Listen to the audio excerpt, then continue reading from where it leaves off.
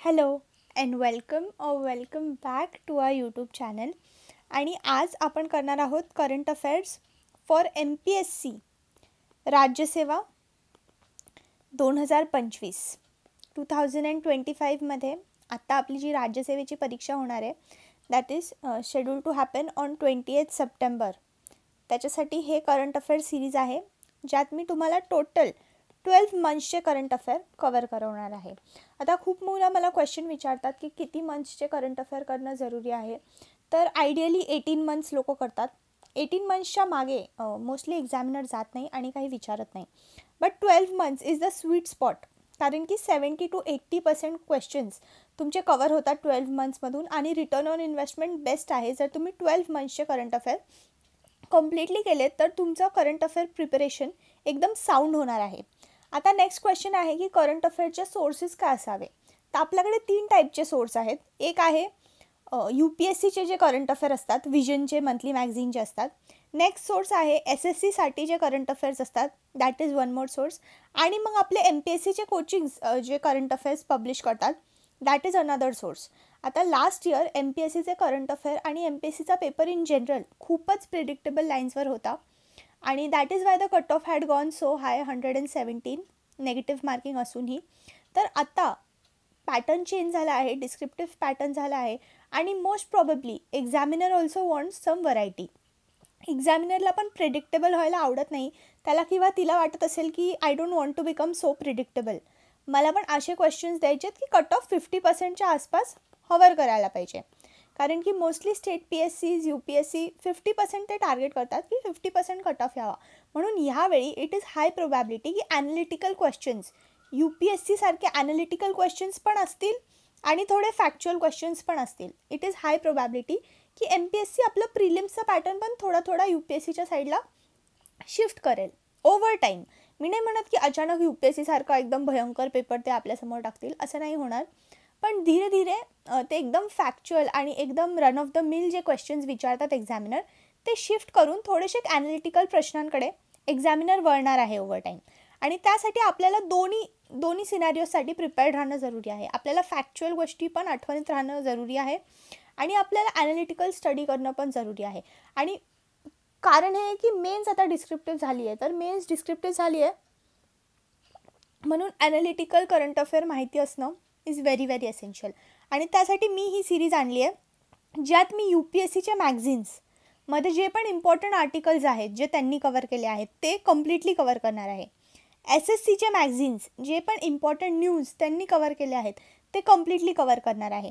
आणि एंडमध्ये मला जे काही इम्पॉर्टंट टॉपिक्स त्या मंथमध्ये वाटत आहेत न्यूजपेपर्समधून वेरियस मॅगझिन्समधून ते पण ॲड करून मी हे एकदम वन स्टॉप सोल्युशन आणलं आहे MPSCसाठी.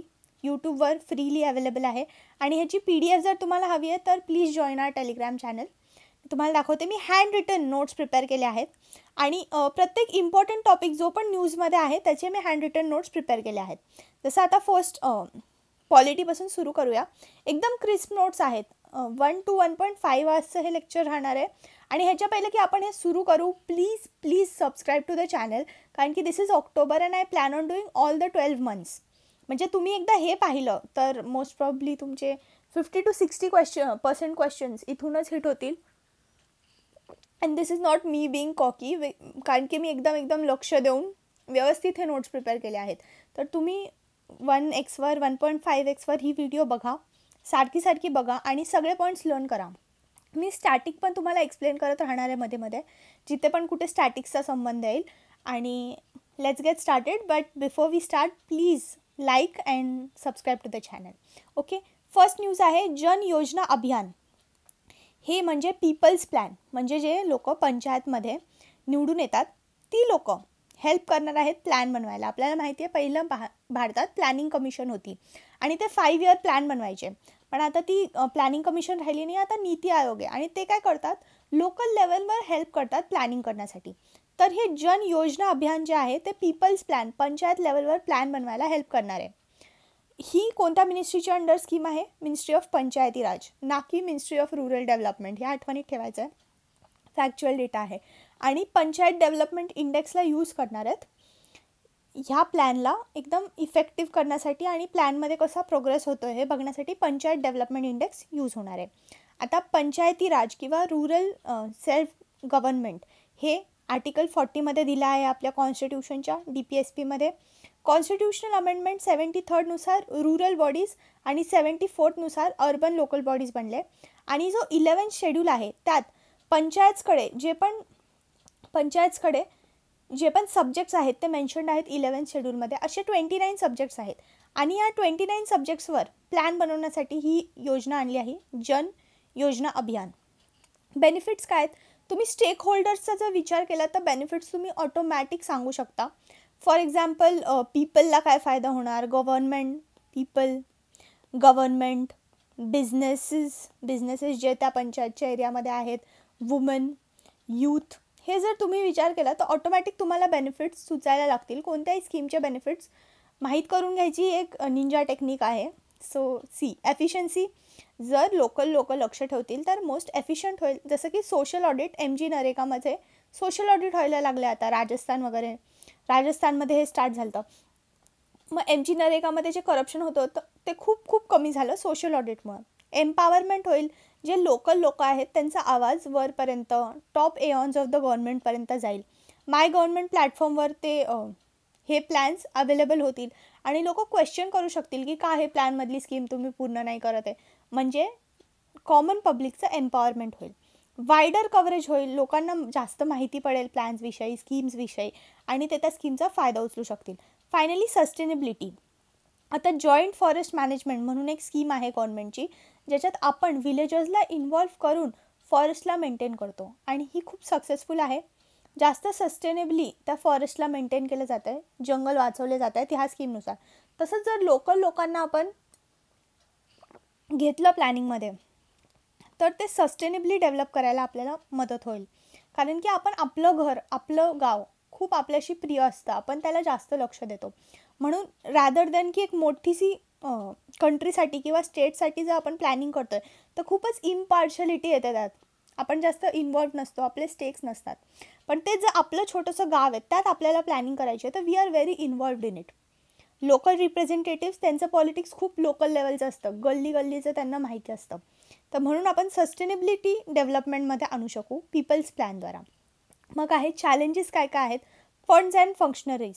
आपल्याला माहितीच आहे की ग्रामपंचायत आणि जे लोकल बॉडीज आहेत त्यांच्याकडे टॅक्सिंगची पॉवर नाही आहे आणि जे पण टॅक्सिंगची पॉवर आहे ते व्यवस्थित यूज नाही करत. फंक्शनरीज, आपल्याला माहिती आहे 64% ग्रामपंचायतकडेच इन्फ्रास्ट्रक्चर आहे, डिजिटल इन्फ्रास्ट्रक्चर आहे, बाकीच्यांकडे नाही आहे. आणि म्हणून त्यांच्याकडे जर असं इन्फ्रास्ट्रक्चर आणि फंड्स नाही तर ते असं भारी प्लॅन कसं बनवणार. कॉम्प्लेक्स प्रोसिजर्स, जे मोस्टली आपले लोकल बॉडीमध्ये निवडून येणारे लोक असतात, पंचायतमध्ये निवडून येणारे लोक असतात, तेवढे शिकलेले नसतात आणि म्हणून हे जे प्लॅनिंगचं कॉम्प्लेक्स प्रोसिजर आहे ते त्यांना समजणार नाही का आणि ह्या सगळ्या प्रोसिजरमध्ये ही स्कीम हरवू शकते, हे चॅलेंज आहे. नॉन ऑब्लिगेटरी पार्टिसिपेशन, सगळ्या स्टेट्सला ऑब्लिगेशन नाही आहे, कंपल्सरी नाही आहे या स्कीममध्ये पार्टिसिपेट करणं आणि सगळ्या पंचायतला पण कंपल्सरी नाही आहे, म्हणून मे बी ही जास्त इफेक्टिव्हली नाही इम्प्लिमेंट होऊ शकणार. आणि हिस्टॉरिक पॅटर्न क्लायंट ॲटिट्यूड, म्हणजे जे ऑफिसर्स आहेत, BDO असतील, तहसीलदार असतील, ते जे ग्रामपंचायतमध्ये निवडून आलेले लोक आहेत त्यांच्याकडे बघतात की ह्यांना आपण शिकवायचं आहे, ह्यांना काही माहिती नाही, हे बिचारे अनपढ आहेत. हे जे ॲटिट्यूड आहे, ब्युरोक्रेसीची ॲपॅथी आहे, ही पण ह्या स्कीमला एक चॅलेंज असू शकते. So that is it about this scheme, जन योजना अभियान. प्रिलिम्समध्ये ह्यातून काय प्रश्न येईल? कोणती मिनिस्ट्री इम्प्लिमेंट करते आहे किंवा येऊ शकतं DPSPs, कॉन्स्टिट्यूशनल अमेंडमेंट, शेड्यूल्स, ह्यावर क्वेश्चन येऊ शकतो प्रिलिम्समध्ये. आणि मेन्समध्ये ह्या स्कीमला आपण खूप ठिकाणी यूज करू शकतो. लोकल गव्हर्नमेंटवाली आन्सरमध्ये आपण ह्या स्कीमचे सगळे पॉईंट्स यूज करू शकतो की लोकल गव्हर्नमेंट का इम्पॉर्टंट आहे, लोकल सेल्फ गव्हर्नमेंट इम्पॉर्टंट असण्याचे हे बेनिफिट्स आहेत जे आपण सगळीकडे वाईडली यूज करू शकतो. नेक्स्ट बघूया, free legal aid for prison inmates. Supreme कोर्टने डिक्लेअर केलं आहे की प्रिझन इनमेट्स जे आहेत, म्हणजे जे ऑलरेडी ज्यांना अटक झालेली आहे, जे जेलमध्ये आहेत, त्यांना फ्री लीगल एड प्रोव्हाइड करायचे आहे. आता का फ्री लीगल एड प्रोव्हाइड करायचे आहे? कारण की आपल्या आर्टिकलमध्ये, आपल्या कॉन्स्टिट्यूशनमध्ये आर्टिकल 21 दिलं आहे, right to life and liberty. प्रत्येक सिटिझनला राईट आहे की तो एक खुशहाल जिंदगी जगेल.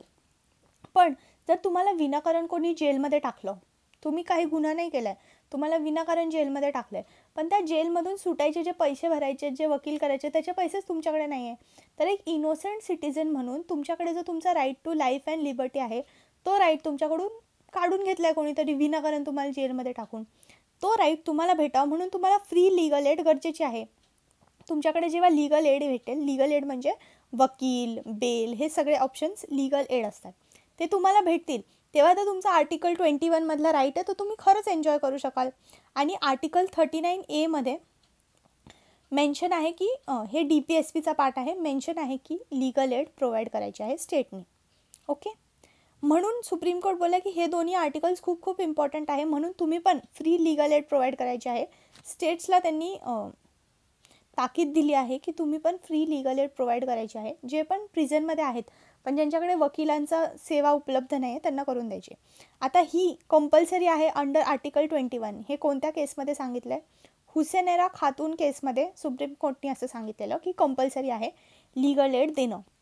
आणि हुसेनेरा खातून केसनंतरच नालसा हा ॲक्ट पास झालेला आणि त्या नालसा ॲक्टमध्ये कंपल्सरी आहे लिगल एड देणं. Legal services authority act. हे हुसेनेरा खातून म्हणजे असे लोक बिहारमध्ये ते लोक अंडर ट्रायल्स होते, एक कैदी होते जे अंडर ट्रायल होते आणि खूप खूप वर्ष त्यांचं ना केसच चालू नव्हती आणि केस चालू नसल्यामुळे ही वॉज सफरिंग आणि इनोसेंट असून पण सुटका होत नव्हती जेलमधून. म्हणून सुप्रीम कोर्टने डिक्लेअर केलं की फ्री लिगल एड प्रोव्हाइड करणं हे स्टेटचं काम आहे. ही फ्री लिगल एड प्रोव्हाइड करण्यासाठी अजून एक न्यायबंधू ॲप पण लॉन्च झाला आहे, ज्याच्यात pro bono legal add provide होणार आहे. म्हणजे जर तुम्ही एक वकील आहात आणि तुम्हाला बिचाऱ्या कैद्यांची हेल्प करायची आहे तर तुम्ही त्याच्यावर रजिस्टर करू शकता. आणि प्रो बोनो म्हणजे विदाऊट काय पैसे घेता तुम्ही लोकांची हेल्प करू शकता. Okay, so this was the news. ह्यात आपल्याला मेन्समध्ये खूप वेळा हा प्रश्न विचारतात की फ्री लिगल एड कोणत्या केसमध्ये डिक्लेअर झाली. हे सगळं MPSCच्या मेन्स आणि PYQमधून इम्पॉर्टंट मला भेटलेलं आहे, म्हणून मी इथे लिहिलेलं आहे. नेक्स्ट आपल्याकडे आर्टिकल आहे राईट टू इन्फॉर्मेशन ॲक्ट 2005. 2005 म्हणजे राईट टू इन्फॉर्मेशनला आपल्याला 20 वर्ष पूर्ण झाले आहेत आणि म्हणून हा ॲक्ट खूप इम्पॉर्टंट आहे. ह्याची ॲनालिसिस विचारली जाऊ शकते. आणि हा ॲक्ट आपला जो जुना मेन्सचा सिलेबस होता त्यात पण मेन्शन होता आणि त्या सिलेबस थ्रू प्रिलिम्समध्ये खूप क्वेश्चन फ्रेम होतात.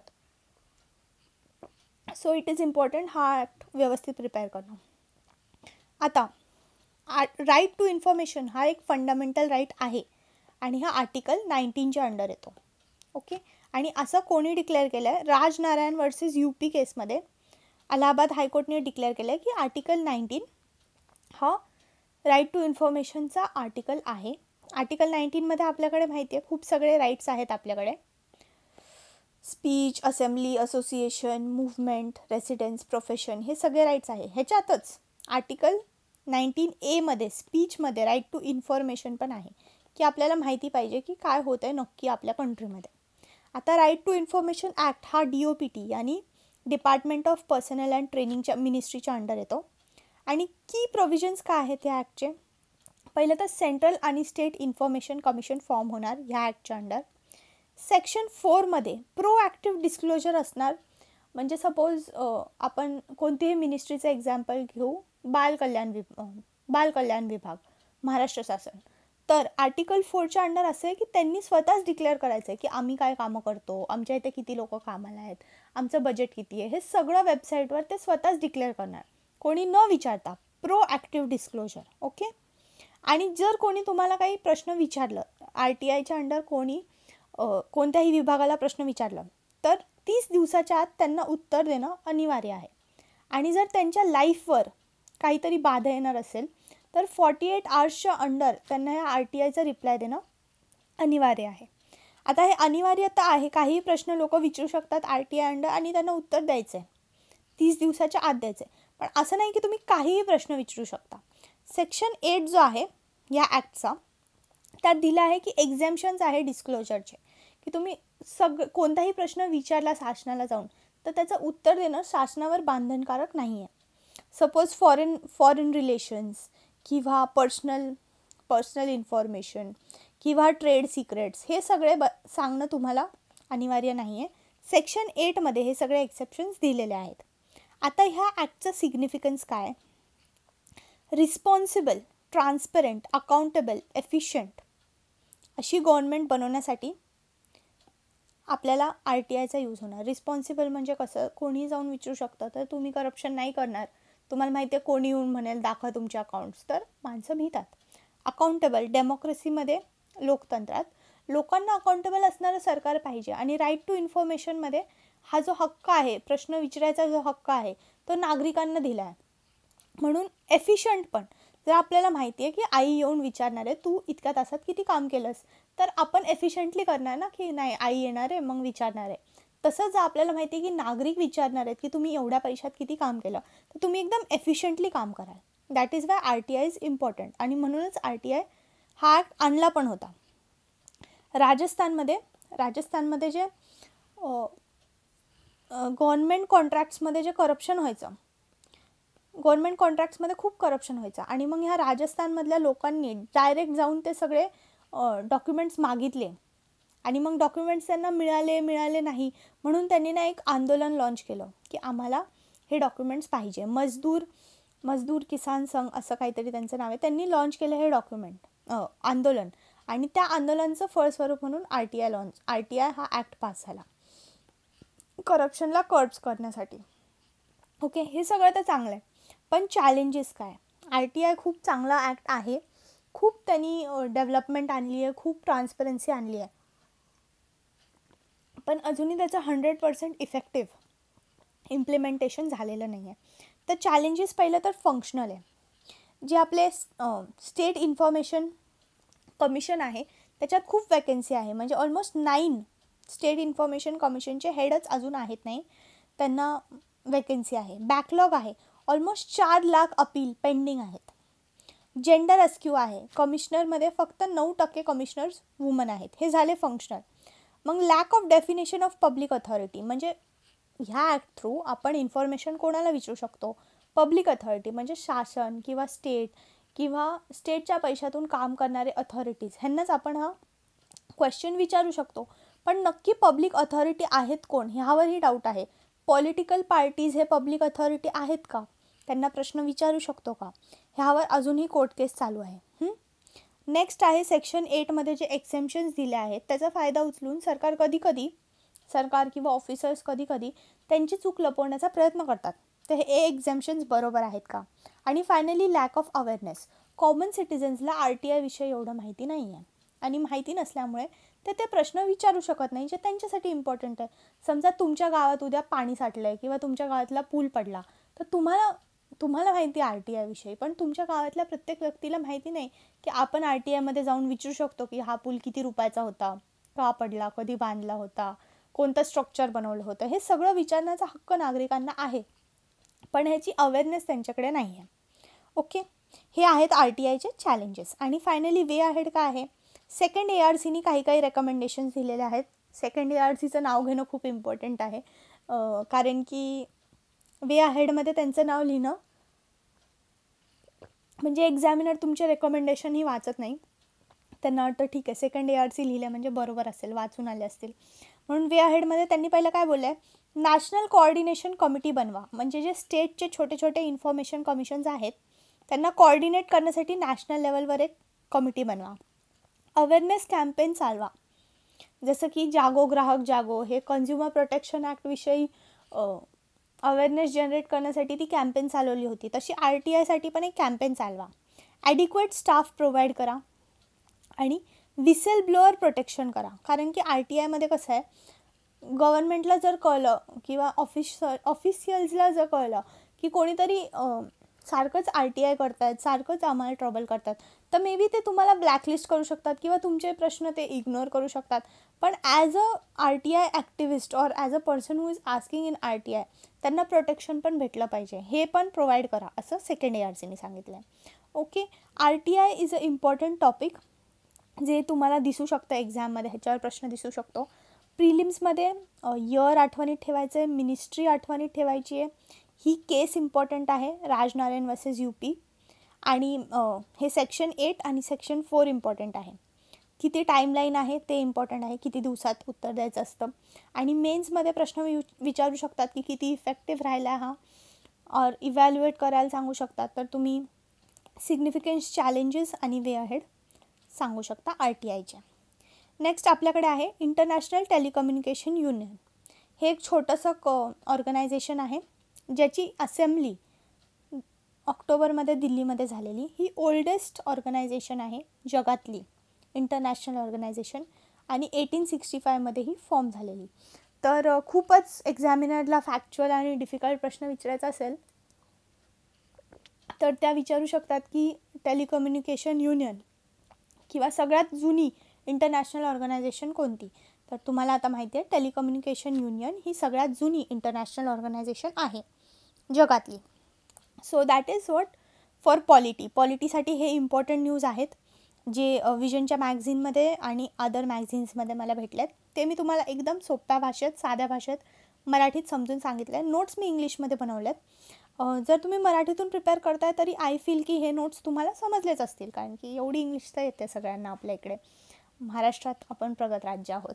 तर आता नेक्स्ट बघूया इंटरनॅशनल रिलेशन्स. आता इंटरनॅशनल रिलेशन्स जर तुम्ही UPSCच्या पॉईंट ऑफ व्ह्यूनी बघायला लागले तर खूप जास्त इनडीप जातात. ते प्रत्येक नेशनबद्दल खूप खूप सांगतात.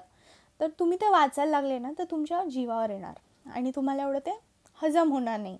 एक साथ एवढे सगळे देश आहेत, मॅलडीव्स आहे, चायना आहे, पाकिस्तान आहे, USA आहे, रशिया आहे, सगळ्यांचं एकत्र तुम्ही प्रिपेअर करायला लागले तर इंटरनॅशनल रिलेशन्समध्येच तुमचे 3-4 महिने सहज जाऊ शकतात.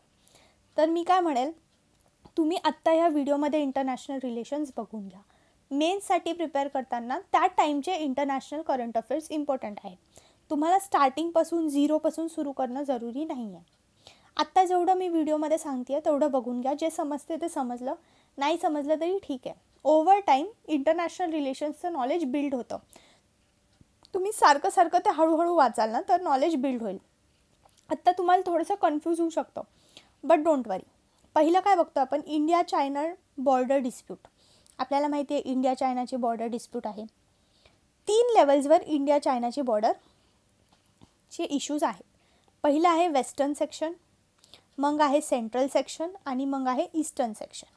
आता तुम्ही म्हणाल मॅम इंडिया चायनाचे बॉर्डर डिस्प्यूट आहेतच का? कारण की जेव्हा ब्रिटिश इंडियावर राज्य करायचे तेव्हा चायनाची बाउंड्री ही नव्हती. चायनाची बाउंड्री ही होती, इकडे चायना होतं. आणि इंडिया आणि चायनाच्या मध्ये एक बफर स्टेट होतं तिबेट. तिबेट नावाची एक कंट्री होती जी इंडिया आणि चायनाच्या मध्ये होते. पण काय झालं, चायनानी 1950मध्ये तिबेटला ऑक्युपाय केलं. माओ त्यांचे जेव्हा लीडर होते तेव्हा त्यांनी तिबेटला ऑक्युपाय केलं. आणि तिबेटचे जे लीडर होते, तिबेटचे जे हेड आहेत ते आहेत दलाई लामा. दलाई लामा हे बुद्धिस्ट लीडर आहेत आणि ते तिबेटचे हेड असतात, रिलिजियस हेड. जसं की पोप व्हॅटिकन सिटीचे आहेत तसं तिबेटचे दलाई लामा होते. पण चायनाने तिबेटचा कब्जा केला, चायनाने तिबेटवर कब्जा केला आणि मग दलाई लामा पळून इंडियाला आले. आणि दलाई लामा पळून इंडियाला आले, तिबेटचा फुल कब्जा केला आणि मग 1962मध्ये इंडिया चायना वॉर झालं. म्हणून ब्रिटिशांनी तिबेटसोबत जे करार केले होते ते करार चायनाला मान्य नाहीत. तिबेटसोबत झालेले करार चायनाला मान्य नाहीत.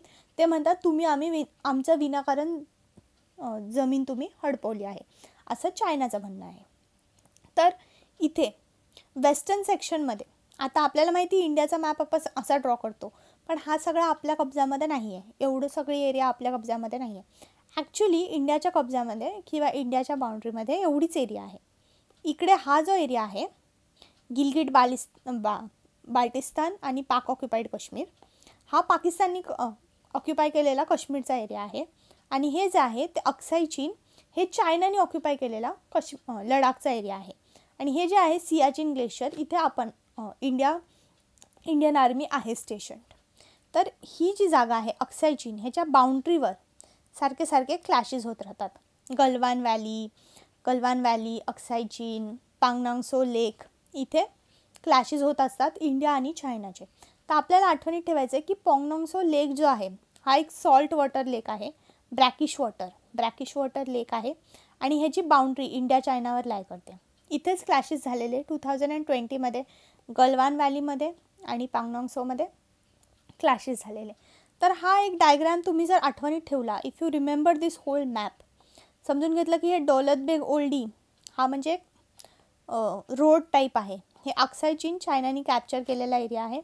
गलवान व्हॅली आणि पांगोंगसो लेक हे सगळं तुम्ही आठवणीत ठेवलं तर मोरओव्हर तुम्हाला क्लॅरिटी होईल की वेस्टर्न बाउंड्रीवर काय काय डिस्प्यूट्स आहेत आपले.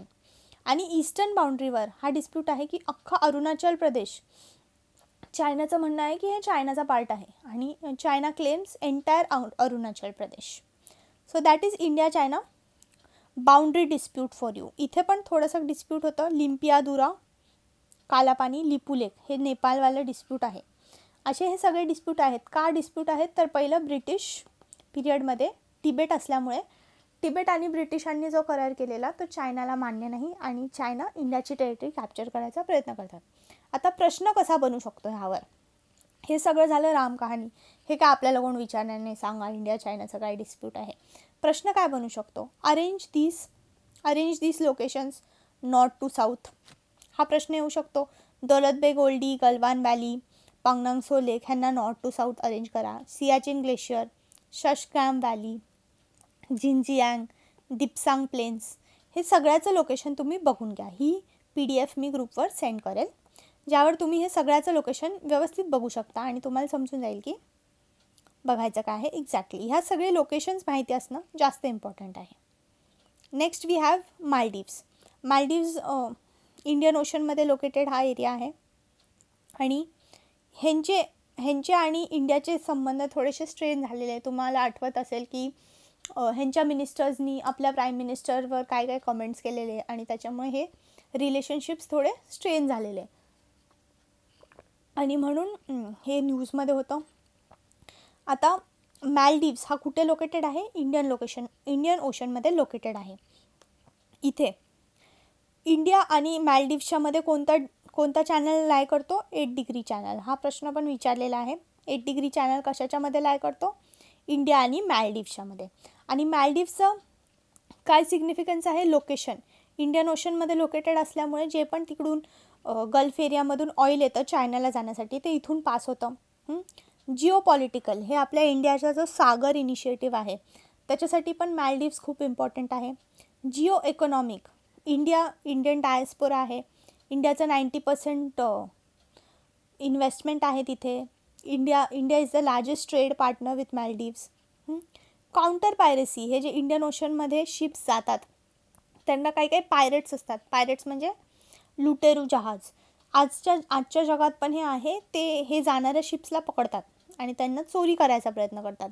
पण Maldives can be used for anti piracy, म्हणजे ह्या शिप्सला खतम करण्यासाठी आपण मालदीव्सचं हेल्प घेऊ शकतो. हे पण एक सिग्निफिकन्स आहे मालदीव्सचं. आणि डायस्पोरा अँड टुरिझम, ऑफकोर्स खूप सगळे इंडियन्स इथे राहतात आणि टुरिझमसाठी पण हे एक पॉप्युलर डेस्टिनेशन आहे इंडियनसाठी. हे मालदीव्सचं इम्पॉर्टन्स आहे. पण चॅलेंजेस काय आहेत, इंडिया आउट कॅम्पेन. आपल्याला माहिती आहे कधी आपले मोठे भाऊ बहीण असायचे किंवा आपल्या मम्मी पप्पांचे मोठे भाऊ बहीण असतात, ते सारखे बोलतात की तुम्ही आम्हाला नका शिकवू, आम्ही आमचं ठरवू, आम्हाला नका सांगू आम्ही काय करायचं, आम्ही आता मोठं झालो आहे. तसं मालदीव्सला वाटतं की इंडिया आहे ना माझा बिग ब्रदर बनण्याचा प्रयत्न करतो आणि मला माझे डिसिजन स्वतः घेऊ देत नाही, असं मालदीव्सच्या जनतेचं मत आहे. आणि म्हणून त्यांनी इंडिया आउट कॅम्पेन लॉन्च केली होती की इंडियन आर्मी आम्हाला इथे नको आहे, आम्हाला नका शिकवू, आम्ही आमचं बघून घेऊ. हे इंडिया आउट कॅम्पेन इंडियासाठी चॅलेंज असू शकतं मालदीव्समध्ये.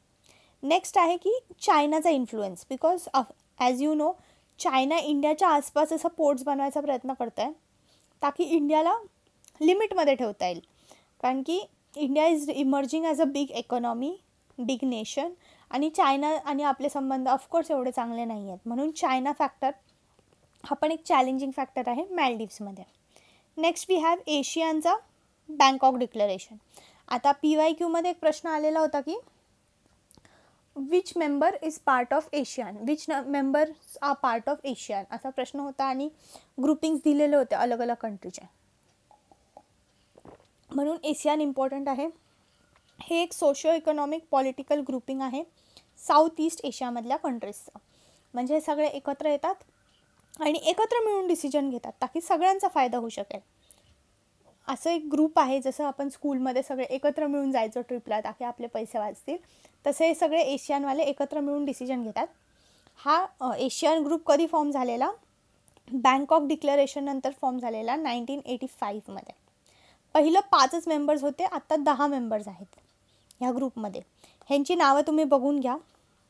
Myanmar, Thailand, Laos, Malaysia, Cambodia, Vietnam, Philippines, Brunei Darussalam, Indonesia, Singapore. हे सगळे इम्पॉर्टंट कंट्रीज आहेत, एशियनचे पार्ट आहेत. प्रिलिम्समध्ये हा प्रश्न येऊ शकतो. नेक्स्ट ग्रुपिंग आहे ब्रिक्स. हा पण एक खूप इम्पॉर्टंट ग्रुपिंग आहे. इंडिया ह्याचा पार्ट आहे. इंडिया एशियनचा पार्ट नाही आहे, ओके, पण ब्रिक्सचा आहे. आणि ब्रिक्समध्ये कोणते कोणते कंट्रीज आहेत ते एकदा बघून घेऊया.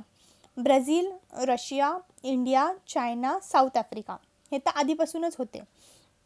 मग 2023मध्ये हे कंट्रीज ॲड झाले आणि आता लेटेस्ट इंडोनेशिया ॲड झालेलं आहे. Saudi Arabia, UAE, Egypt, Ethiopia आणि इराण हे गेल्या वर्षी ॲड झालेत आणि इंडोनेशिया हे आत्ता लेटेस्टमध्ये ॲड झालेली कंट्री आहे.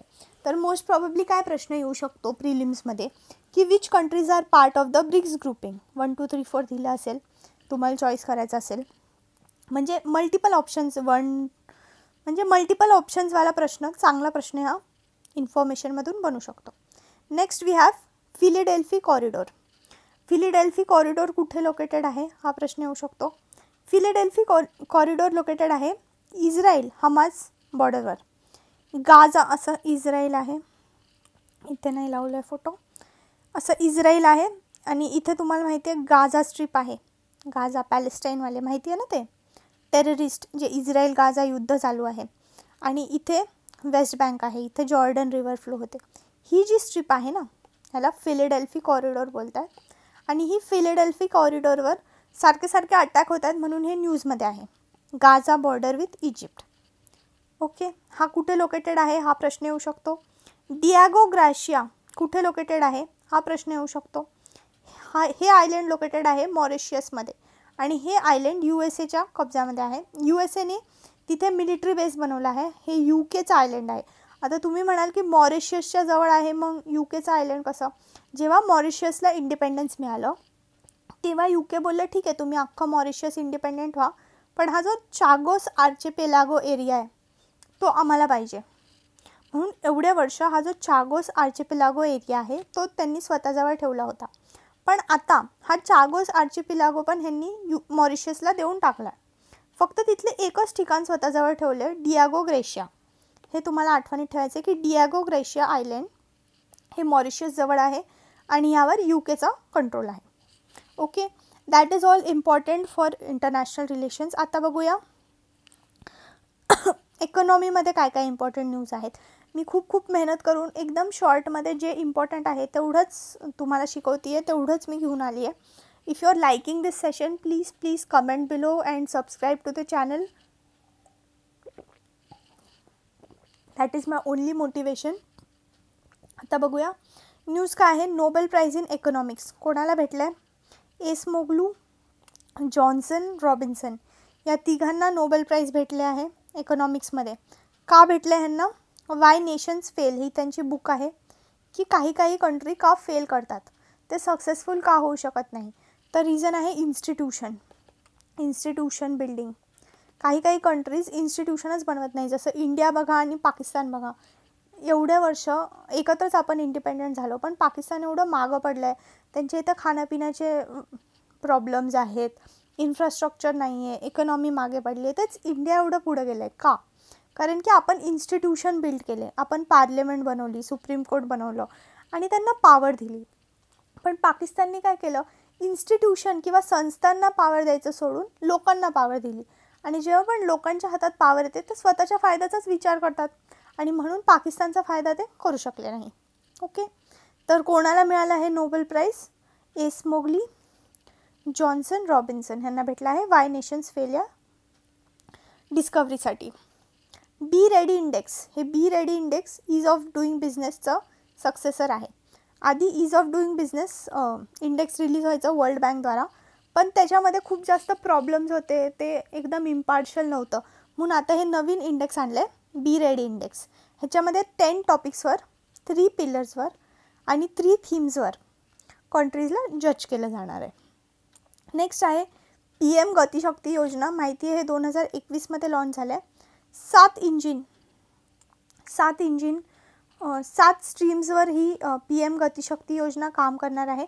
आणि मल्टिपल मिनिस्ट्रीज, आता माहिती आहे ना, कधी कधी आपल्या इथं रोडचं काम होतं, चांगला मस्त कॉन्क्रीटचा रोड टाकलेला असतो आणि मग त्या कॉन्क्रीटचा रोड खोदायला टेलिफोन लाईनवाले येतात, ड्रेनेज लाईनवाले येतात. आपण म्हणतो अरे आत्ता तर रोड बनवला आहे, तुम्ही परत खोदणार, मग तो परत रोड खराब होणार. हे का होतं आहे? कारण की मिनिस्ट्रीज सायलोमध्ये काम करतात. सायलोमध्ये म्हणजे असं कोणाला माहितीच नाही की इकडे काय चाललं आहे, ह्या मिनिस्ट्रीला माहिती नाही इकडे काय चाललं आहे, ह्या मिनिस्ट्रीला माहिती नाही इकडे काय चाललं आहे. एकत्र काम करणं जरुरी आहे ताकी एक युनिफाईड डेव्हलपमेंट होऊ शकेल. आणि हे सरकारच्या लक्षात आल्यावर त्यांनी ही गतिशक्ती योजना लॉन्च केली आहे ताकी आपण इन्फ्रास्ट्रक्चर डेव्हलपमेंट करतो आहे. आता ती इन्फ्रास्ट्रक्चर डेव्हलपमेंट परफेक्ट करण्यासाठी ही योजना लॉन्च केली आहे. मग आपल्याकडे आहे पॉवर्टी. हे खूप इम्पॉर्टंट आहे. मोस्टली दरवर्षी प्रिलिम्समध्ये 1 ते 2 प्रश्न पॉवर्टी, दारिद्र्यावर विचारले जातात. आणि इन डिटेल आपण बघणार आहोत की पॉवर्टी काय कमी झाली आहे इंडियामध्ये, किती कमी झाली आहे आणि टाईप्स काय आहेत पॉवर्टीचे ते बघणार आहोत. आणि पॉवर्टीवर जर तुम्हाला इन डिटेल लेक्चर हवं आहे, काय प्रश्न विचारू शकतात प्रिलिम्समध्ये, तर comment below, I will try to bring it. 2014मध्ये 30% लोक गरीब होते. 2023मध्ये 11% झालेत. म्हणजे ऑलमोस्ट आपण 20% गरिबी कमी केली आहे. ऑलमोस्ट 18% गरिबी आपली कमी झाली आहे. हे कोण म्हणतं आहे? मी नाही म्हणत आहे, हे नीती आयोगचा रिपोर्ट म्हणतं आहे लेटेस्ट. आणि आपण ऑन ट्रॅक आहोत SDG 1.2 म्हणजे reducing poor people by half, गरिबांचा नंबर अर्धा करण्यावर ऑन ट्रॅक आहोत आपण, असं नीती आयोग म्हणतं आहे. आणि जगात पॉवर्टी वाढली आहे पण भारतात पॉवर्टी कमी झाली आहे. टाईप्स काय आहेत पॉवर्टीचे? ॲब्सोल्यूट पुअर म्हणजे एकदम गरीब, ॲब्सोल्यूट पुअर. वर्ल्ड बँकचं म्हणणं आहे की जर दिवसाला तुम्ही $2.15 पण खर्चू शकत नाही म्हणजे तुम्ही एकदम गरीब आहात. $2.15 पण खर्चू शकत नाही म्हणजे हा व्यक्ती एकदम गरीब आहे, ॲब्सोल्यूट पुअर आहे.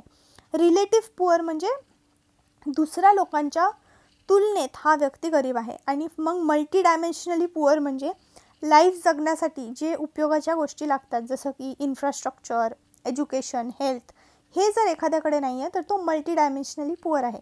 हे टाईप्स आहेत पॉवर्टीचे. Next we have global innovation index. ह्याच्यामध्ये इंडियाचा रँक आहे 39. कोणताही इंडेक्स रिलीज झाल्यावर इंडियाचा काय रँक आहे हे आठवणीत ठेवायचं आहे, कारण की प्रश्न विचारला जातो प्रिलिम्समध्ये. गेल्या वर्षी ग्लोबल हंगर इंडेक्सवर होता, ह्यावर्षी इनोव्हेशन इंडेक्सवर विचारला जाऊ शकतो. इनोव्हेशन इंडेक्स कोण डिक्लेअर करतं? World Intellectual Property Organization, ICID आणि कॉर्नेल युनिव्हर्सिटी मिळून हे इंडेक्स डिक्लेअर करतात. इनोव्हेशन इंडेक्समध्ये हे मेजर होतं की आपण नवीन प्रकारचे डेव्हलपमेंट, R&D, इकॉनॉमीमध्ये काय नवीन इनोव्हेशन करतो आहे, काय नवीन शोध लावतो आहे, हे ग्लोबल इनोव्हेशन इंडेक्सवर मेजर होतं. नेक्स्ट वी हॅव नवीन मिशन लॉन्च केलं आहे गव्हर्नमेंटनी, national mission on edible oils. ह्याच्यामध्ये एडिबल ऑइल्स म्हणजे काय? जे सीड्स आणि प्लांट्सपासून जे ऑइल मिळतं आपल्याला त्याला एडिबल ऑइल बोलतं. आणि इंडिया लार्जेस्ट इम्पोर्टर आहे आणि लार्जेस्ट कन्झ्युमर आहे. लार्जेस्ट इम्पोर्टर आहे, आपण सगळ्यात जास्त इम्पोर्ट करतो. आणि सगळ्यात जास्त ऑइल कोणतं इम्पोर्ट करतो? आपण पाम ऑइल इम्पोर्ट करतो. ऑलमोस्ट 59-60% पाम ऑइल इम्पोर्ट करतो. माहिती आहे ते स्वस्तवालं ऑइल असतं. आपल्याला आई वडील बोलतात की ते खाऊ नका, वडापाव खाऊ नका, ते पाम ऑइलमध्ये बनलेलं असतं. ते पाम ऑइल आपण सगळ्यात जास्त इम्पोर्ट करतो. आणि इम्पोर्ट करत असल्यामुळे आपल्या इम्पोर्टचा खर्च खूप वाढतो. दॅट इज वाय आपण हे मिशन लॉन्च केलं आहे, national mission on edible oils, ताकी आपण आपलं इम्पोर्ट कमी करू शकू. ओके. त्याच्यामध्ये काय आहे? साथी पोर्टल आहे. साथी पोर्टलमध्ये आपण फार्मर्सला सीड प्रोव्हाइड करणार आहे. सीड हाय क्वालिटी सीड असेल तर हाय क्वालिटी प्लांट बनेल आणि चांगलं उत्पादन आपल्याला मिळेल. आणि मग व्हॅल्यू चेन क्लस्टर आहे. नुसता शेंगदाणा उगवून उपयोग नाही, शेंगदाण्याचं तेल पण बनवायचं आहे. तर फार्मर, इंडस्ट्री आणि कन्झ्युमर तिघांना एकत्र आणण्यासाठी हे व्हॅल्यू चेन क्लस्टर प्रोजेक्ट पण आहे. Okay. Next we have hand in hand initiative. हे फूड अँड ॲग्रिकल्चरल ऑर्गनायझेशनचं इनिशिएटिव्ह आहे. ह्याचा पार्ट इंडिया नाही आहे. ओके, हे आठवणीत ठेवायचं आहे. नेक्स्ट सेंट्रल सिल्क बोर्ड आहे. हे मिनिस्ट्री ऑफ टेक्स्टाईलच्या अंडर येतं. मिनिस्ट्री ऑफ टेक्स्टाईलच्या अंडर. ह्याचं हेडक्वार्टर आहे बँगलोरला. ह्याचं हेडक्वार्टर आहे आणि इंडिया सेकंड लार्जेस्ट प्रोड्युसर आहे सिल्कचं. Next we have Z Morh project. हे एक टनल आहे जे जम्मू अँड काश्मीरमध्ये लोकेटेड आहे. हे सगळं तुम्हाला वाटत असेल की व्हेरी फॅक्च्युअल, बट मी एकदम रँडम आर्टिकल्समधून जे इम्पॉर्टंट डेटा आहे ज्याच्यावर प्रश्न येऊ शकतो असा डेटा शोधून तुमच्यासाठी आणला आहे. तर एकदा वाचून घ्या आणि आठवणी ठेवायचा प्रयत्न करा. तुम्हाला एक्झाममध्ये नक्कीच ह्या इन्फॉर्मेशनचा उपयोग होईल. इंटरनल सिक्युरिटीमध्ये काय इम्पॉर्टंट आहे, India is elected as the head of globe काय आहे, अँटी करप्शन अथॉरिटीज ग्रुप आहे ग्लोब एक प्रकारचा, त्याचा हेड इंडिया आत्ता इलेक्ट झालेला आहे. PM सूर्यघर मुफ्त बिजली योजना, ही योजना खूप इम्पॉर्टंट आहे. UPSC प्रिलिम्समध्ये पण ह्याच्यावर प्रश्न विचारलेला आहे. ही ministry of new and renewable एनर्जीच्या अंडर ही योजना येते. ह्या योजनेचा उद्देश हा आहे की महिन्याला 300 युनिट फ्री इलेक्ट्रिसिटी लोकांना प्रोव्हाइड व्हावी. 1 करोड घरांपर्यंत पोचणार. 1 करोड घरांवर घरे जर तुमचं स्टँड अलोन, त्याच्यावर तुम्हाला सोलर पॅनल बसवून देणार आणि तुम्हाला 300 युनिट दर महिन्याला प्रोड्यूस होणार. तुम्हाला त्याचे काही पैसे द्यायचे नाही. अप टू 2 किलोवॉट जर बसवायचे तर 60% पैसे गव्हर्नमेंट देणार. 2 ते 3 किलोवॅटचं बसवायचं तर 40% पैसे गव्हर्नमेंट देणार. ओके. हे नवीन कायमूर वाईल्ड लाईफ सँच्युरी डिक्लेअर झाली आहे बिहारमध्ये. आणि नाईल रिव्हरचं जे बेसिन आहे ते नाईलचं वॉटर शेअरिंगवर खूप सध्या चर्चा चालू आहे, म्हणून नाईलचं बेसिन इम्पॉर्टंट आहे. नाईल रिव्हरचं मी तुम्हाला सांगते नाईल रिव्हर फ्लो कशी करते, कारण की ते इम्पॉर्टंट आहे. बस बघून घ्या एकदा. 2 रिव्हर्स आहेत, ब्लू नाईल फेमस रेस्टॉरंट पण आहे पुण्याचं एक, आणि व्हाईट नाईल. हे दोन्ही नदी आहेत. ब्लू नाईल इथिओपियामध्ये ओरिजिनेट करते आणि व्हाईट नाईल लेक व्हिक्टोरियामध्ये ओरिजिनेट करते. ह्या दोन्ही नद्या एकत्र इथे मिळतात. खार्तूम शहरात ह्या मिळतात. खार्तूम शहर सुदानचं कॅपिटल आहे, तिथे मिळतात. आणि मग नाईल रिव्हर वाहत इजिप्तमधून मेडिटेरेनियन सीला जाऊन मिळते. हे तुम्हाला आठवणीत ठेवणं गरजेचं आहे, कारण की ह्यावर प्रश्न येऊ शकतो. रिव्हर्स आणि त्या कोणत्या सीमध्ये जातात हे मॅच करायचा प्रश्न येऊ शकतो, म्हणून मी तर नाईल रिव्हरचं मेन्शन तुम्हाला केलेलं आहे. Okay. Next global hunger index पुन्हा रिलीज झाला आहे आणि ह्याच्यात आता इंडियाने रँक इम्प्रूव्ह केली आहे. आता इंडियाची रँक 105 झालेली आहे. Okay. Concern world wide wealth hunger health मिळून ही इंडेक्स रिलीज करतात आणि 4 पॅरामीटर्सवर जज केलं जातं. अंडर नरिशमेंट म्हणजे ओव्हरऑल पॉप्युलेशनमध्ये किती कमी अंडर नरिशमेंट म्हणजे जे मेन प्रोटीन विटॅमिन ह्याची किती कमी आहे ओव्हरऑल पॉप्युलेशनमध्ये, चिल्ड्रन आणि अडल्ट्समध्ये, ह्याला अंडर नरिशमेंट. चाइल्ड मॉर्टॅलिटी म्हणजे 5 वर्षाच्या आत किती मुलं मरतात. चाइल्ड वेस्टिंग म्हणजे असे कोणते मुलं आहेत ज्यांचं weight is less as compared to normal. Wasting म्हणजे लुकडे आहेत आणि चाइल्ड स्टंटिंग म्हणजे ते छोटे राहून गेलेत, हाईटने छोटे राहून गेलेत. हे दोन्ही जज केलं जातं आणि या 4 पॅरामीटर्सवर कंट्रीजला रँक केलं जातं. आणि इंडियाला हा इंडेक्स जास्त मान्य नाही, कारण की इंडिया बोलते की तुम्ही व्यवस्थित मेजर नाही करत आहे, आमच्या इथे कोणी भूकं नाही मरत आहे, असं आपल्या मिनिस्टर्सचं म्हणणं आहे. आणि म्हणून हा इंडेक्स सारखा चर्चेत राहतो की इंडियाला एवढं मागं का टाकलं आहे, पाकिस्तानपेक्षा पण इंडियामध्ये जास्त भूके लोक आहेत का, असं सगळं म्हणणं आहे. ओके. मायग्रेट पोर्टल आहे ते मिनिस्ट्री ऑफ एक्सटर्नल अफेअर्स आणि ministry of labour and employment ह्यांनी लॉन्च केलं आहे. म्हणजे जर तुम्ही USA भारतात आलात तर तुम्हाला परत जॉब शोधायला सोपं जावं म्हणून ही पोर्टल आहे. मग ही स्कीम आहे PM यशस्वी. ही स्कीम आहे OBC इकॉनॉमिकली बॅकवर्ड क्लास आणि डिनोटिफाईड ट्राईब्स ह्यांना एज्युकेशन प्रोव्हाइड करण्यासाठी ही स्कीम आहे. कोणासाठी आहे हे आठवणीत ठेवायचं, कारण की हे ऑप्शन्समध्ये असतं आणि मग चॉईस करावं लागतं आणि मग आपण उगाचच SC ST वगैरे मारून टाकतो आणि मग रॉंग येतं आपला आन्सर. राईस फोर्टिफिकेशनची स्कीम आहे. आता बघितलं वरती इंडियामध्ये अंडर नरिशमेंट खूप आहे असं हंगर इंडेक्सचं म्हणणं आहे. मग आपण काय म्हणलो, आम्ही PDSमधून राईस देतोच ना लोकांना, तर त्याच्यात आम्ही आयर्न, फॉलिक ॲसिड आणि B12 टाकतो, फोर्टिफाय करतो, म्हणजे कसं अंडर नरिशमेंटचा प्रॉब्लेम सॉल्व्ह होईल. ह्याच्यासाठी ही राईस फोर्टिफिकेशनची स्कीम आहे. ओके, हे झालं इकॉनॉमीचा पार्ट. आता आपण बघूया सायन्स अँड टेकमध्ये कोणते कोणते इम्पॉर्टंट इनिशिएटिव्ह आहे. ऑक्टोबरचा मंथ असला म्हणजे नोबेल प्राईज असणारच. केमिस्ट्रीमध्ये नोबेल प्राईज भेटला आहे बेकर आणि जम्पर यांना. कशासाठी भेटलं आहे? प्रोटीन स्ट्रक्चरचं प्रिडिक्शन ह्यांनी केलं म्हणून भेटलं आहे. आता ह्यात समजवण्यासारखं काही नाही, आपल्याला लर्नच करायचं आहे. मेडिसिनमध्ये ॲम्ब्रोज आणि रुकेमन यांना भेटलं आहे मायक्रो RNAच्या डिस्कवरीसाठी. फिजिक्समध्ये हॉपफिल्ड हिंटन यांना भेटलं आहे मशीन लर्निंग आणि आर्टिफिशियल न्यूरल नेटवर्क, जे की आता AIमध्ये यूज होत आहे, त्याची डिस्कवरी ह्यांनी केली ती, ह्याच्यासाठी त्यांना नोबेल प्राईज भेटलं आहे. भारत जेन हा एक AI इनिशिएटिव्ह आहे. जसं चायनाचा डीपसीक आहे तसं भारतचं पण आहे काहीतरी आपल्या इंडियाचं, त्याला बोलतात भारत जेन. हे इनिशिएटिव्ह आहे इंडियाचं डीपसीकसारखंच. स्पेस डॉकिंग एक्सपेरिमेंट आहे जो सध्या करण्याचा प्रयत्न करत आहेत. म्हणजे असं एक स्पेसक्राफ्ट आहे आणि दुसरं स्पेसक्राफ्ट आहे. हे स्पेसक्राफ्ट ह्या स्पेसक्राफ्टवर जाऊन लँड करणार आणि हे लोक काय पण सामान असेल देवाणघेवाण करू शकतात. ह्याला बोलतात स्पेस डॉकिंग. फ्युचरमध्ये स्पेस डेव्हलपमेंट, फ्युचरमध्ये दुसऱ्या प्लॅनेट्सवर जाण्यासाठी हे खूप कामाचं ठरू शकतं. Next we have unified genomic chip. हे काय जेनोमिक चिप आहे ज्याने आपण कोणत्या ॲनिमल कोणत्या ब्रीडचं आहे, कोणते जेनेटिक्स आहेत, हे या चिपमध्ये स्टोअर होतं आणि आपण आयडेंटिफाय करू शकतो.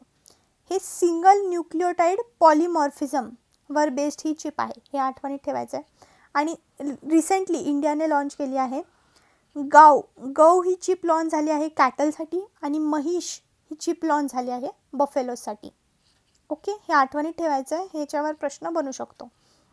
मिनिस्ट्री ऑफ ॲनिमल हजबंड्रीने ही लॉन्च केली आहे. इंडिगो ही कॅटल जेनोमिक चिप आहे. नेक्स्ट आपल्याकडे आहे युरोपा क्लिपर. हे एक नासाचं मिशन आहे जे की ज्युपिटरचा जो मून आहे युरोपा, त्याला स्टडी करण्यासाठी हे मिशन गेलं आहे, नासाचं आहे युरोपा क्लिपर. मग लुपेक्स मिशन आहे, हे लुनर पोलर एक्सप्लोरेशन मिशन आहे. इंडिया आणि जपान मिळून हे लॉन्च करणार आहे हे मिशन एकत्र. आणि मूनच्या साऊथ पोलवर वॉटर आहे का हे शोधण्यासाठी हे मिशन आहे. Next we have rise mission. हे युरोपच्या स्पेस एजन्सीचं आहे. स्पेसमध्ये सर्क्युलर इकॉनॉमी. आता एकदा स्पेसमध्ये अर्थवर एक सॅटेलाईट पाठवलं, ते सॅटेलाईट तिथंच राहून जातं, त्यातले सगळे पार्ट्स वेस्ट होतात एकदा सॅटेलाईटची लाईफ टाईम संपली तर. मग ह्या सॅटेलाईटचे पार्ट्स पुन्हा यूज करता येतील का हे स्टडी करण्यासाठी हे राईज मिशन आहे. युरोपियन स्पेस एजन्सीचं हे मिशन आहे. मूनलाईट हे पण मिशन आहे, युरोपियन स्पेस एजन्सीचंच मिशन आहे. मूनवर जाणाऱ्या मिशनसाठी सर्व्हिसेस प्रोव्हाइड करायचं, digital services, internet connection, internet नाही त्यांचं जे पण कम्युनिकेशन सर्व्हिस प्रोव्हाइड करण्याचं काम ह्या मिशन थ्रू होणार आहे. मूनलाईट मिशन हे युरोपियन स्पेस एजन्सीचं मिशन आहे. स्काय शील्ड हे युरोपियन आयर्न डोम प्रकार आहे. जर्मनी ह्याला डेव्हलप करत आहे. म्हणजे माहिती आहे ना, जसं आत्ता रिसेंटली पाकिस्तानने आपल्यावर मिसाईल लॉन्च केले, तर आपण ते स्कायमध्ये संपून टाकले, बस्ट करून टाकले. तर मिसाईल्सपासून प्रोटेक्शन करण्यासाठी युरोपियन युनियनला पण एक काहीतरी डेव्हलप करायचं आहे. त्यांच्या ह्या मिसाईल प्रोटेक्शन प्रोसेसचं नाव आहे स्काय शील्ड. ओके, हे झाले सायन्स अँड टेकमधले news. This were all important news. आणि त्यात जे पण इम्पॉर्टंट पार्ट आहे जो आठवणीत ठेवायचा आहे, फॅक्च्युअल आहे, तो मी तुम्हाला प्रोव्हाइड केला आहे. असं तुम्हाला कोणीच इन शॉर्ट समजवणार नाही. एक सायन्स अँड टेक समजवायला 2-2 तास घेतात लोक, एकदम शॉर्टमध्ये समजवलं आहे. आता बघूया आर्ट अँड कल्चरमध्ये काय काय इम्पॉर्टंट आहे. ऑक्टोबरच्या महिन्यात सगळ्यात आधी क्लासिकल लँग्वेजेसचा स्टेटस मिळाला होता खूप सगळ्या लँग्वेजेसला. आत्ता आपल्याकडे 11 क्लासिकल लँग्वेजेस आहेत. आपल्या मराठीला पण क्लासिकल लँग्वेजचा स्टेटस मिळाला होता आणि खूप इम्पॉर्टंट आहे. ओके, तर कोणत्या कोणत्या लँग्वेजेसला मिळाला होता? मराठी, आसामीज, पाली, बेंगाली आणि प्राकृत. मॅप BP ह्यांना 5 ॲड केलेत आणि 6 ऑलरेडी आहेत. तमिळ, तेलुगू, मल्याळम, कन्नडा, ओडिया आणि संस्कृत ह्यांना ऑलरेडी भेटलेलं आहे आणि आता हे नवीन 5 लँग्वेजेस ॲड झालेत. ह्या ज्या पण क्लासिकल लँग्वेजेस आहे ह्या सगळ्या एज शेड्यूलमध्ये लिस्टेड नाही आहे. एज शेड्यूलमध्ये आपल्याकडे 22 लँग्वेजेस आहेत.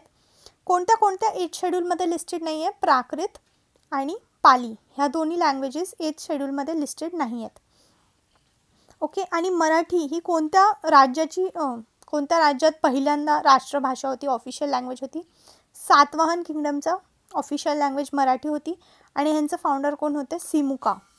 हे विचारलेलं आहे गेल्या वर्षी PYQमध्ये. नेक्स्ट, करतारपूर साहेब कॉरिडॉर जो आहे इंडिया पाकिस्तानचा कॉरिडॉर आहे, तो ओपन केला होता म्हणून न्यूजमध्ये होता. पाकिस्तानमध्ये एक गुरुद्वारा आहे, भारतातून तिथे जायला भेटतं, that is Kartarpur Sahib corridor. Nobel prize लिटरेचरमध्ये हान कान म्हणून जे पोएट आहेत साऊथ कोरियाचे त्यांना भेटलं आहे. नोबेल प्राईज पीसमध्ये निहॉन हिडांको ह्यांना भेटलं आहे आणि ही ऑर्गनायझेशन आहे जी न्यूक्लिअर वॉर प्रिव्हेंट करायचा प्रयत्न करते. Relief to victims of Hiroshima Nagasaki, त्यांच्यावर न्यूक्लिअर बॉम्ब टाकला होता, आता कोणावरच न्यूक्लिअर बॉम्ब पडू नये म्हणून ही संस्था आहे जी काम करते. आणि फायनली ही न्यूज आहे की जो आपला लेडी जस्टिसचा जो स्टॅच्यू होता सुप्रीम कोर्ट समोर त्याला बदलून असं आता भारतीय नारीचं स्वरूप लेडी जस्टिसनी घेतलं आहे. स्केल्स तर त्यांच्या हातात तेच आहेत पण बाकी ड्रेस बदलला आहे आणि डोळ्यावर पट्टी होती ती पट्टी काढून टाकली आहे आणि हातात स्वॉर्ड होती तर स्वॉर्डच्या ठिकाणी आता कॉन्स्टिट्यूशन दिलं आहे हातात त्यांच्या.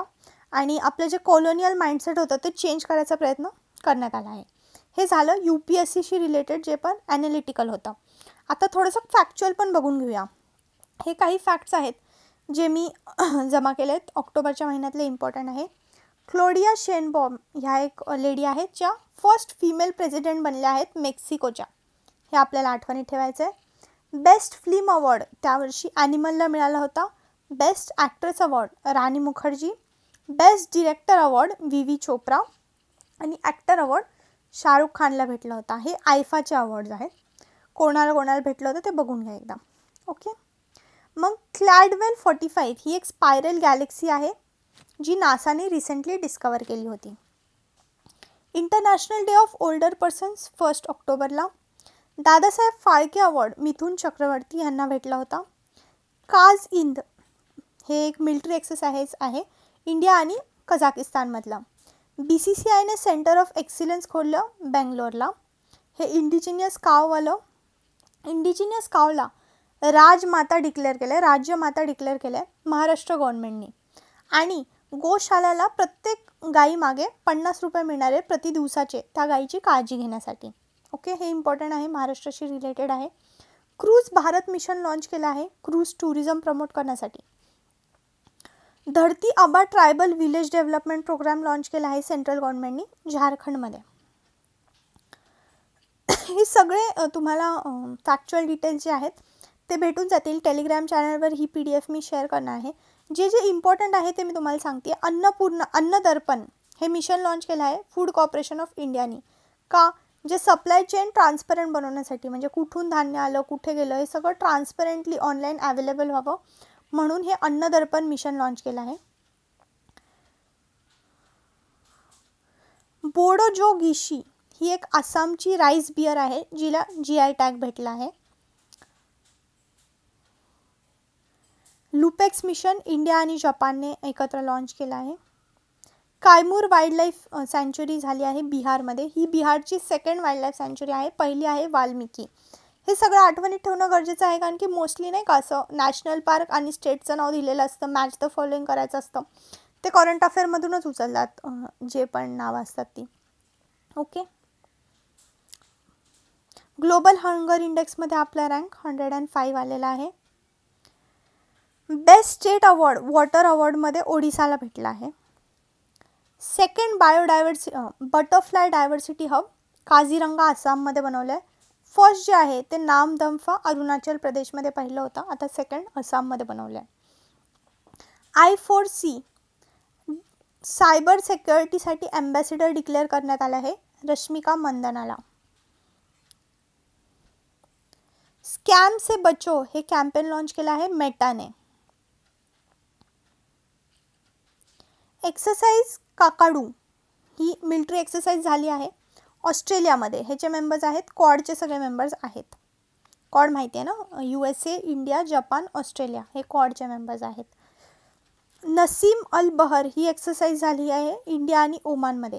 जसं गेल्या वर्षी ऑपरेशन आणि कोणत्या कंट्रीमध्ये झालं होतं असं मॅच द फॉलोइंगवाले प्रश्न आले होते, तसं एक्सरसाइज आणि कोणत्या कंट्रीसोबत झाली आहे असं मॅच द फॉलोइंगवाला प्रश्न पुन्हा येऊ शकतो, म्हणून एक्सरसाइज बघणं गरजेचं आहे. सिम्बेक्स ही एक्सरसाइज झाली आहे सिंगापूर आणि इंडियाच्यामध्ये. नेक्स्ट लिसा हे जे प्रोजेक्ट आहे हे ग्रॅव्हिटेशन वेव्स डिटेक्ट करण्यासाठी हे इन्स्ट्रुमेंट आहे. नासा आणि युरोपियन स्पेस एजन्सी एकत्र हे इन्स्ट्रुमेंट डेव्हलप करत आहेत. ओके. आणि स्पेशल एज्युकेशन झोन असे स्पेशल एज्युकेशन झोन लॉन्च केले आहेत उत्तर प्रदेशने. ओके. बाकी सगळे फॅक्च्युअल डिटेल्स 1-2 पानात सगळे सांगितलेत, ते तुम्ही बघू शकता, स्वतःही वाचू शकता. आणि that is how we have completed the entire current affair for month of October. ऑक्टोबरचे एंटायर करंट अफेअर आपण कंप्लीट केले आहेत. असंच सगळ्या महिन्याचे करंट अफेअर जर तुम्हाला कंप्लीट करून हवे आहेत तर please like, share and subscribe, and that is my only motivation. आणि सांगा, मी खूप मेहनत केली आहे हे नोट्स बनवायला आणि तुम्हाला इझिली समजवायला. तुम्हाला कसं वाटलं please let me know, and subscribe and see you next time. Bye bye.